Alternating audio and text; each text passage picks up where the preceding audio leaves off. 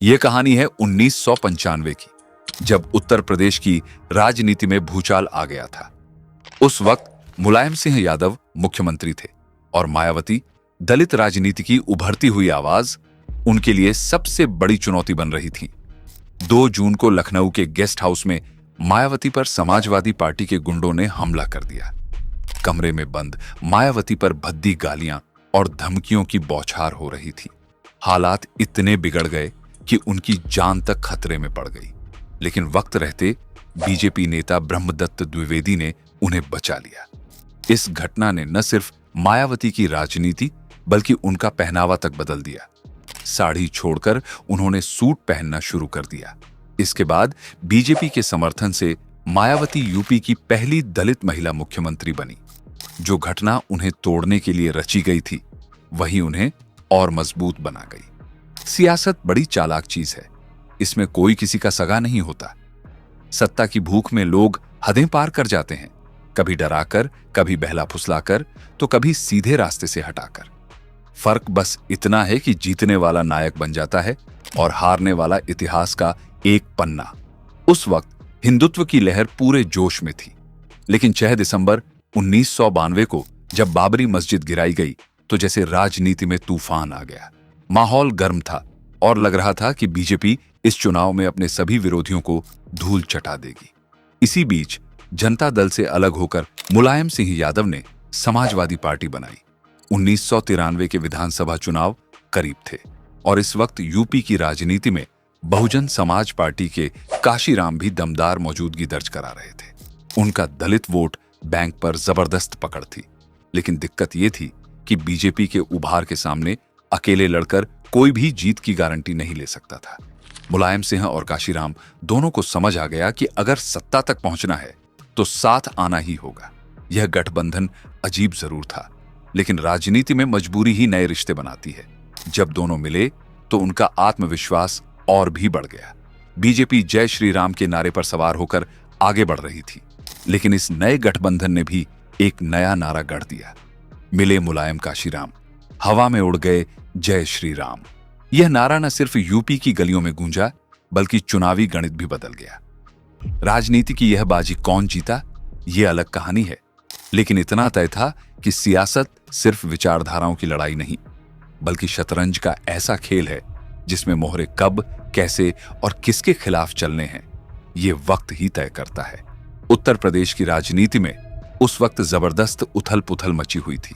Samajwadi party 256 सीटों पर चुनाव लड़ी और 109 सीटें जीतने में कामयाब रही, जबकि बहुजन समाज पार्टी ने 164 सीटों पर दांव लगाया और 67 सीटें अपने नाम कर लीं। नतीजा यह हुआ कि दोनों दलों ने हाथ मिलाया और गठबंधन सरकार बना ली। शुरुआत में सब कुछ ठीक चला, लेकिन जैसे जैसे वक्त बीता, रिश्तों में कड़वाहट घुलने लगी। मुलायम सिंह को यह एहसास हो गया था कि अगर बहुजन समाज पार्टी ने अचानक समर्थन वापस ले लिया तो उनकी सरकार एक झटके में गिर सकती है। यह डर धीरे धीरे हकीकत में बदलने लगा। 23 मई 1995 का दिन मुलायम सिंह यादव ने काशीराम से मिलने की कोशिश की, लेकिन काशीराम ने मिलने से इनकार कर दिया। यह एक बड़ा इशारा था कि कुछ बड़ा होने वाला है। उसी रात काशीराम ने भारतीय जनता पार्टी के नेता लालजी टंडन को फोन किया। बातचीत गठबंधन को लेकर थी। उधर काशीराम की तबीयत काफी खराब थी, वह अस्पताल में भर्ती थे। उनके पास राज्यसभा सांसद जयंत मल्होत्रा और मायावती मौजूद थी।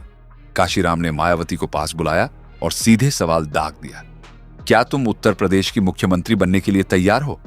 मायावती कुछ सेकंड के लिए चुप रहीं, लेकिन उनके चेहरे पर आत्मविश्वास झलक रहा था। काशीराम ने उनकी ओर एक दस्तावेज बढ़ाया। यह भारतीय जनता पार्टी का समर्थन पत्र था। अब रास्ता पूरी तरह साफ हो चुका था। 1 जून 1995 को मायावती ने राज्यपाल से मुलाकात की और बीजेपी का समर्थन पत्र दिखाकर दावा पेश कर दिया। यह राजनीति का ऐसा मोड़ था जिसने न सिर्फ सत्ता समीकरण बदल दिए, बल्कि आने वाले वर्षों तक यूपी की राजनीति पर गहरा असर डाला। अब खेल पूरी तरह बदल चुका था। बहुजन समाज पार्टी ने आधिकारिक रूप से समाजवादी पार्टी से समर्थन वापस ले लिया और बीजेपी के साथ मिलकर सरकार बनाने का दावा ठोक दिया। राजनीति के इस नए समीकरण से मुलायम सिंह की टेंशन और बढ़ गई थी। 2 जून 1995 मायावती ने लखनऊ के एक गेस्ट हाउस में अपने विधायकों के साथ बैठक बुलाई। माहौल तनावपूर्ण था। सब जानते थे कि यह सिर्फ एक बैठक नहीं, बल्कि सत्ता की एक नई कहानी लिखने की शुरुआत थी। लेकिन तभी एक और बड़ा झटका लगा। बसपा के 12 विधायक राज बहादुर की अगुवाई में समाजवादी पार्टी में शामिल हो गए। मुलायम सिंह को लगा कि अब उनकी सरकार बच जाएगी, लेकिन राजनीति में हर दांव उतना आसान नहीं होता। दल बदल कानून के तहत सरकार बचाने के लिए बसपा के कम से कम 1/3 विधायक टूटने चाहिए थे, जो नहीं हुआ। यानी ये दांव भी खाली चला गया। इसके बाद जो हुआ उसने यूपी की राजनीति का चेहरा ही बदल दिया। लेकिन उस पर बात करने से पहले अगर आपने अभी तक हमारे चैनल को सब्सक्राइब नहीं किया है तो जल्दी से बटन दबाएं और बेल आइकन ऑन कर लें, ताकि ऐसी ही रोचक कहानियां आप तक बिना रुके पहुंचती रहें। समर्थन वापसी की खबर मिलते ही मुलायम सिंह बौखला गए। सत्ता हाथ से फिसलती दिखी तो उन्होंने अपने समर्थकों को खुला आदेश दे दिया, गेस्ट हाउस में जो भी हो मायावती के विधायकों को तोड़ना है, चाहे डराकर, धमकाकर या मनाकर। इसके बाद समाजवादी पार्टी के समर्थकों और बाहुबलियों की भीड़ गेस्ट हाउस की तरफ कूच कर गई। माहौल उग्र हो चुका था। उधर मायावती अपने विधायकों के साथ कॉन्फ्रेंस रूम में मीटिंग कर रही थी। माहौल गंभीर था, लेकिन कोई नहीं जानता था कि अगले ही पल क्या होने वाला है। अचानक गेस्ट हाउस का गेट जोर जोर से पीटने की आवाजें आने लगी। बाहर से गालियों और जातिसूचक शब्दों की बौछार होने लगी। दरवाजा खोलो वरना तोड़ देंगे। गेस्ट हाउस का दरवाजा अंदर से बंद था, लेकिन बाहर मौजूद भीड़ पूरी ताकत से उसे तोड़ने में लगी थी। मायावती और उनके विधायकों के लिए यह एक डरावना मंजर था। सत्ता की लड़ाई अब शारीरिक हिंसा और गंदी राजनीति की हदें पार कर रही थी। शाम के 4 बजे से 6 बजे तक गेस्ट हाउस युद्ध का मैदान बन चुका था। समाजवादी पार्टी और बहुजन समाज पार्टी के समर्थक आमने सामने थे। गालियां, धक्का मुक्की, लात घूंसे, सब कुछ हो रहा था। चारों तरफ अफरा तफरी मची थी। कई लोग घायल हो चुके थे, लेकिन इस हिंसा को रोकने वाला कोई नहीं था। बसपा विधायकों ने आरोप लगाया कि उन्हें जबरदस्ती डराया धमकाया गया। कुछ को जबरन खींचकर ले जाने की कोशिश भी हुई। माहौल इतना खतरनाक था कि कई विधायक खुद को बचाने के लिए इधर उधर छिपने लगे। कुछ को तो जबरदस्ती गेस्ट हाउस के कॉन्फ्रेंस रूम से बाहर घसीटा गया। इस पूरे बवाल के दौरान मुलायम सिंह यादव ने पुलिस को चुप रहने का इशारा कर दिया था। पुलिस वहीं खड़ी तमाशा देखती रही। हालात इतने बिगड़ चुके थे कि मौके पर मौजूद वरिष्ठ पुलिस अधीक्षक तक को कोई फर्क नहीं पड़ा। लोग चीख चिल्ला रहे थे और वो बस एक कोने में खड़े सिगरेट का कश लेते रहे। सत्ता की इस लड़ाई ने यूपी की राजनीति को हिलाकर रख दिया था, लेकिन असली खेल तो अभी बाकी था। मायावती उस कमरे में कैद थी जहां बाहर उन्मादी भीड़ उनकी सरकार गिराने पर तुली थी। लेकिन जैसे जैसे शाम ढलने लगी, हालात बदलने लगे। आखिरकार जिला अधिकारी राजीव खेर पुलिस टीम के साथ पहुंचे और भीड़ को वहां से हटाना शुरू किया।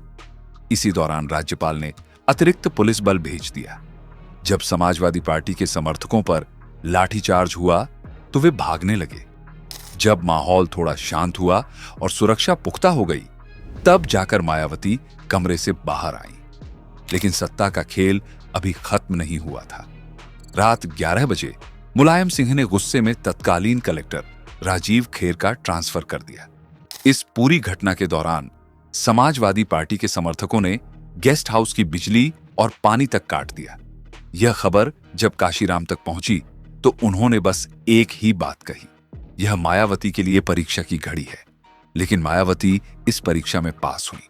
अगले ही दिन 3 जून 1995 उन्होंने बहुजन समाज पार्टी के नेतृत्व में सरकार बना ली। इस बार उन्हें भारतीय जनता पार्टी, जनता दल और कम्युनिस्ट पार्टी का भी समर्थन मिला। कुल 282 विधायकों की ताकत के साथ यूपी की राजनीति में एक नया अध्याय लिखा जा चुका था। मायावती मुख्यमंत्री बन चुकी थी। मुलायम सिंह सत्ता से बाहर हो गए थे। लेकिन गेस्ट हाउस कांड की यादें मायावती के दिल में जख्म बनकर रह गईं। वह जब भी मंच पर खड़ी होती इस घटना का जिक्र जरूर करती।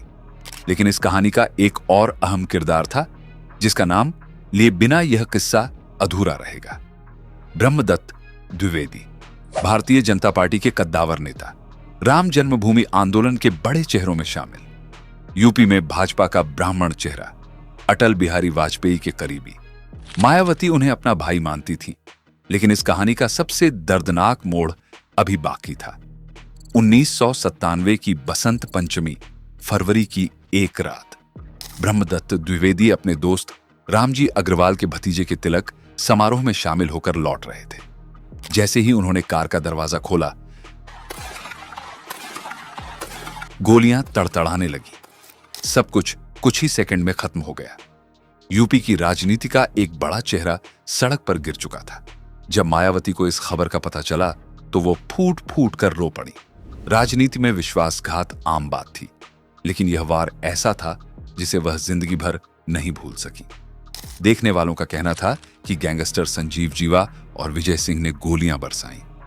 इस गोलीबारी में ब्रह्मदत्त द्विवेदी के साथ उनके सिक्योरिटी गार्ड ब्रिज किशोर तिवारी की भी मौत हो गई। लेकिन कहानी यहीं खत्म नहीं होती। गेस्ट हाउस कांड के दौरान जब मायावती पर हमला हो रहा था, तब ब्रह्मदत्त द्विवेदी अपने समर्थकों के साथ वहां पहुंचे। उन्होंने मायावती को भीड़ के चंगुल से सुरक्षित निकाला। जो लोग उन पर हमला कर रहे थे, उन्हें मुंह तोड़ जवाब दिया। कहा जाता है कि समाजवादी पार्टी के कुछ लोग बहुजन समाज पार्टी के विधायकों को किडनैप कर मुख्यमंत्री के सामने पेश कर समर्थन देने के लिए मजबूर कर रहे थे। इसी बीच ब्रह्मदत्त द्विवेदी अकेले ही गेस्ट हाउस में घुसे और उग्र भीड़ से भिड़ गए। वो न नेता की तरह, न वकील की तरह, बल्कि एक सिपाही की तरह लड़े। और इसीलिए जब उन्हें गोलियों से भून दिया गया तो मायावती फूट फूट कर रो पड़ी। ब्रह्मदत्त द्विवेदी की मौत ने उत्तर प्रदेश की राजनीति को हिलाकर रख दिया। उनके जाने के बाद उनकी पत्नी ने चुनाव लड़ा।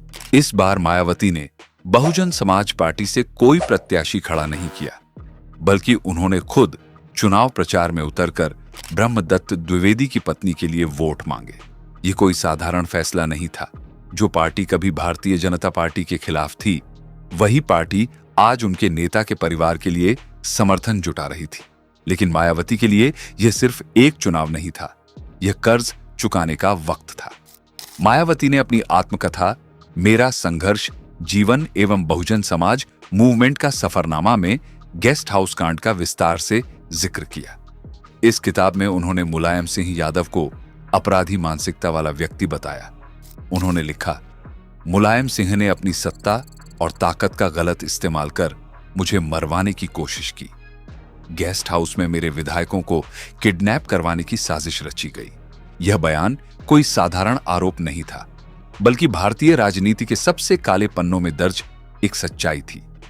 गेस्ट हाउस कांड के दौरान जो लोग वहां मौजूद थे, उन्होंने एक ऐसी बात कही जिसे सुनकर किसी की भी रूह कांप जाए। जब उग्र सपा समर्थक दरवाजे तोड़कर अंदर घुसे तो हालात बेकाबू हो गए। उनके हाथ मायावती की साड़ी तक पहुंचने लगे थे। यही वजह थी कि इस घटना के बाद मायावती ने कभी साड़ी नहीं पहनी। हालांकि इस बारे में उन्होंने कभी कुछ नहीं कहा, ना ही अपनी किताब में इसका जिक्र किया। इस कांड की जांच रमेश चंद्र कमेटी के द्वारा की गई। कमेटी ने 79 पन्नों की रिपोर्ट पेश की, जिसमें मुलायम सिंह को इस घटना का मुख्य आरोपी बताया गया। रिपोर्ट में साफ लिखा था, यह कोई अचानक भड़की हिंसा नहीं थी, बल्कि इसकी पूरी स्क्रिप्ट पहले से लिखी जा चुकी थी। साजिश के तहत कई अधिकारियों के लखनऊ ट्रांसफर तक कर दिए गए थे। इस घटना ने उत्तर प्रदेश की राजनीति में 3 बड़े किरदार सामने ला दिए। मायावती, जो इस हमले की शिकार थी, मुलायम सिंह, जिन्हें इसका मास्टरमाइंड बताया गया, ब्रह्मदत्त द्विवेदी, जिन्होंने मायावती को बचाकर बाहर निकाला। यह घटना भारतीय राजनीति के इतिहास में एक काले अध्याय की तरह दर्ज हो गई। लेकिन इस बारे में आपका क्या कहना है? कमेंट बॉक्स में अपनी राय जरूर बताइए। अगर वीडियो पसंद आया हो तो लाइक और शेयर करना ना भूलें, ताकि हमें भी लगे कि हमारी मेहनत सफल हुई। जय हिंद, जय भारत, वंदे मातरम।